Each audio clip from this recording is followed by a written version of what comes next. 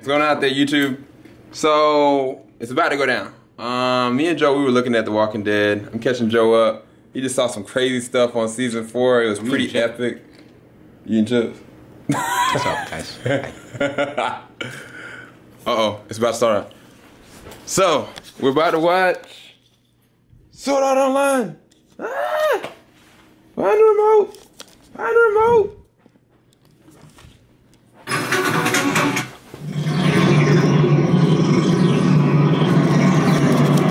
Season 2 English dubbed. Woo! Is a review coming, y'all? The player was shouting stuff about judgment and power at Zexseed's image on the TV, and then fired his gun at it. At the time, another player Kirito! He uploaded. Ready to run with the son of a dog demon? Are you ready for it? To the underworld with you! I would not. Woo! What's going on, YouTube? Oh, snap. SCL0320 is back. So, you saw me acting the fool. Joe was here earlier. He had to do something. But I couldn't miss Toonami's epic role in the anime community. Like, to me, I think I looked at a really great presentation of what it meant for Toonami back in the 90s, since 1997, and they're allowing Japanese animation or anime to come through, such as Ronin Warriors, Gundam Wing, shoot, so many different animations such as Dragon Ball Z to come through, and then when they got rid of it, it was detrimental. And then there were certain sites that came up, such as Toonami Aftermath, and different people that signed so many different petitions to try to bring back Toonami.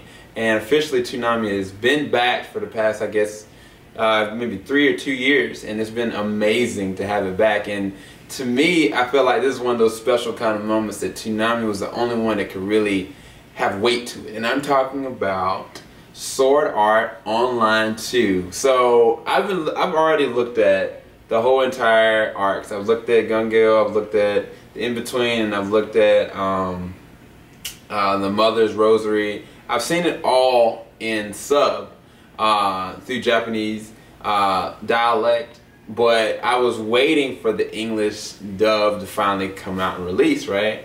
And so I was like, when is it coming? When is it coming? I've been marking down the calendar every day, and I knew it was going to come out exactly March 28th at 1 o'clock on Toonami, and I was like, this is the epic and most amazing moment for something like this to happen.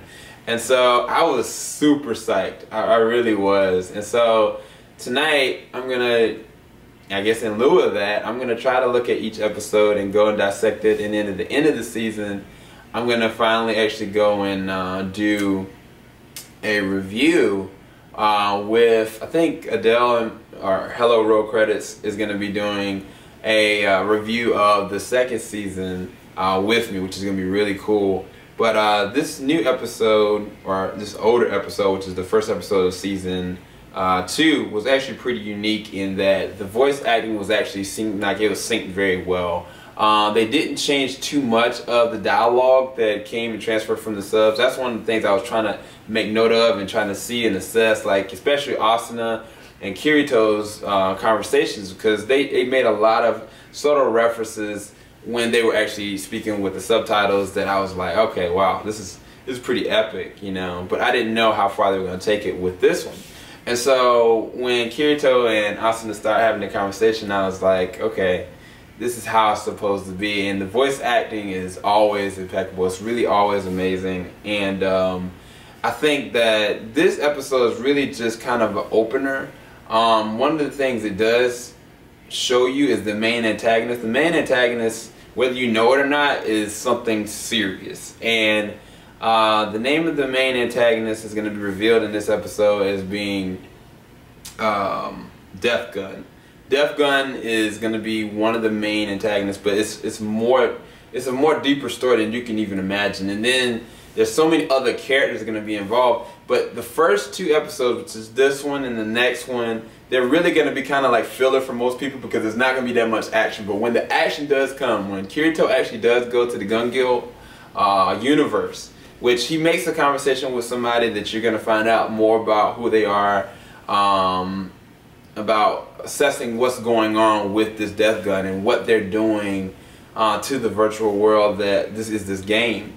And even more interesting is they talk about the seed that was provided to Kirito from Kayaba from the end of the first season, and how that spread out and allowed all these different other kind of games to be able to do full dive like they're doing with the Nerve Gear before. And so it's really unique how crisp the visuals still look, which I knew those were going to be fine because I've already seen it, but the fact that the syncing was actually done really well. But in this one, what you're going to kind of see is you're going to see Kirito get to a place where he's like, man, it's been a year, I've been out, I've just started forgetting stuff, and now I'm getting dragged back in. I think one of the quotes that he has said specifically is like, someone doesn't ever want me to forget. And one of the other things that I liked is that when they showed different captures of like the English, different English things that they were talking about, they changed the text over. So I know they had to redraw a lot of different things and restylize how the plating is going to look for the animation. And I was really happy about that. I was like, they spared no expense of like moving it over the right kind of way versus just worrying about the English dubbing. They actually worried about the text as well. Every text message, every paper, every different thing, they converted it over English, which is really cool. What else?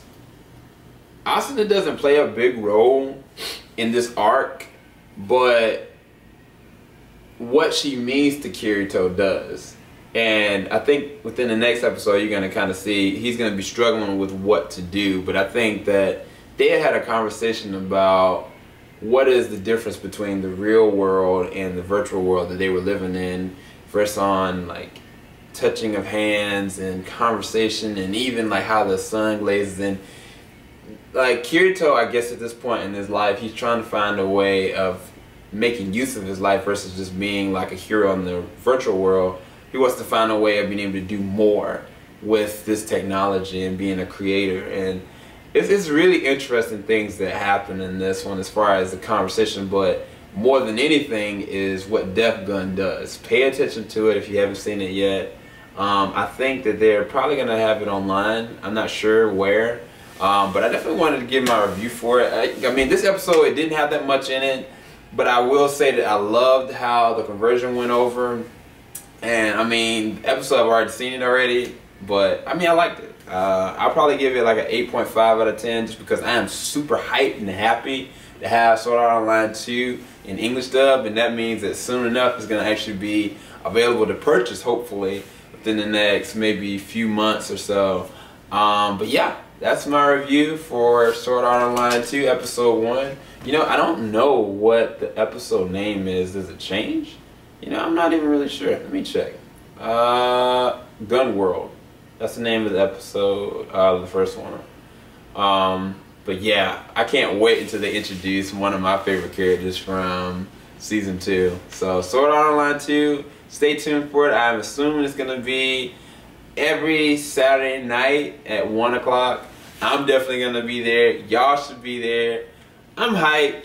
Let's go Kirito. Let's go Asuna. Death Gun, you going down. Alright, y'all. Oh, if you like this, please leave a like below. And if you have any comments, if you've already seen this on Hulu, seen the sub version, if you have any thoughts about how the conversion went, or as far as how it looked, even how Toonami handled it, please let me know in the comments below. And y'all have a great day tomorrow, and a great evening, and a good weekend next. Later, everybody.